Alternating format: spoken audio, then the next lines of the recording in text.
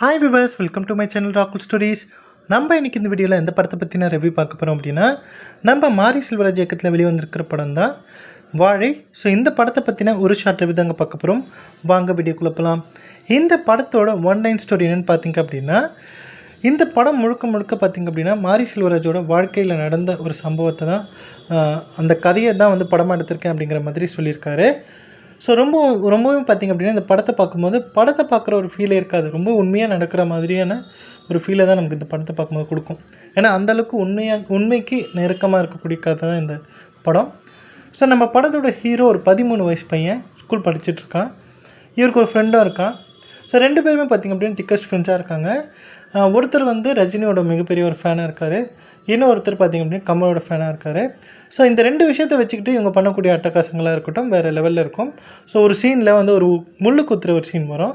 So அந்த சீனில் இந்த விஷயத்தை வச்சு எப்படிலாம் காமெடி பண்ணுறாங்க அப்படிங்கிறது ஒரு மிகப்பெரிய விஷயமா இருக்கும்.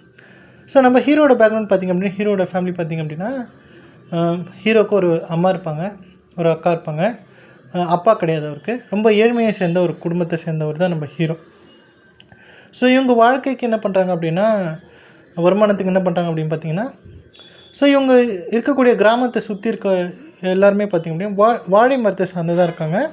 ஸோ வாழை மரத்தை தான் இவங்களோட வியாபாரமாக பண்ணுறாங்க. ஸோ அப்படி பார்த்திங்க அப்படின்னா அந்த வாழைத்தாரெல்லாம் எடுத்துகிட்டு போய் வண்டியில் லோடு ஏற்றுற வேலைக்கு ஹீரோட அம்மாவும் அக்காவும் போகிறாங்க. ஸோ இவருக்கு வந்து பார்த்திங்க அப்படின்னா சனி ஞாயிறு லீவ் கிடைக்கும். அந்த லீவ் டைமில் பார்த்திங்க அப்படின்னா இவரையும் கூட்டிகிட்டு போய் அந்த வேலையில் வந்து செய்ய சொல்கிறாங்க. ஸோ என்ன தான் இவருக்கு வந்து விருப்பமே இல்லைனாலும் குடும்பத்தோட குடும்பத்துக்கு வருமானம் வரணும். குடும்பம் வந்து ரொம்ப ஏழ்மையான ஒரு கஷ்டத்தில் இருக்குது அப்படிங்கிறதுக்காக நம்ம ஹீரோவும் பார்த்திங்க அப்படின்னா வறுமையில் இருக்கிறதுனால போய் செஞ்சுக்கிட்டு இருக்கார்.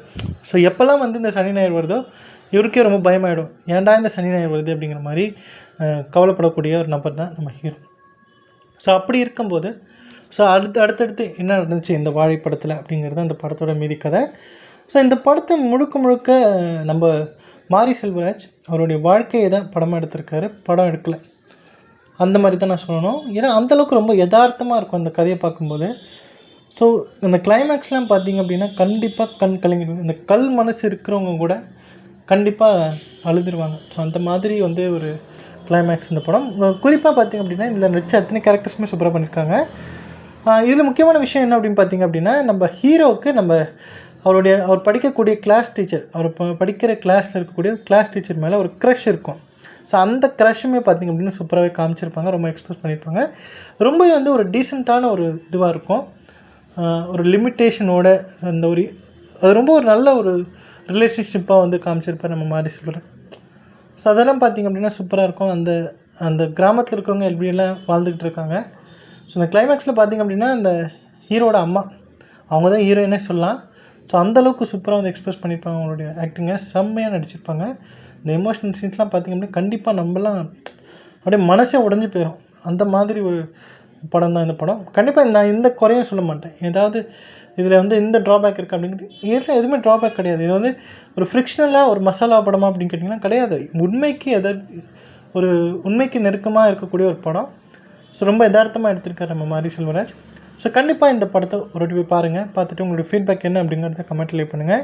ஸோ இந்த வீடியோ பிடிச்சிருந்தால் லைக் பண்ணுங்கள், ஷேர் பண்ணுங்கள். மறக்காமல் என்னுடைய ராகுல் ஸ்டோரிஸ் அப்படிங்கிற என்னுடைய யூடியூப் சேனலை சப்ஸ்கிரைப் பண்ணிவிடுங்க. தேங்க்யூ.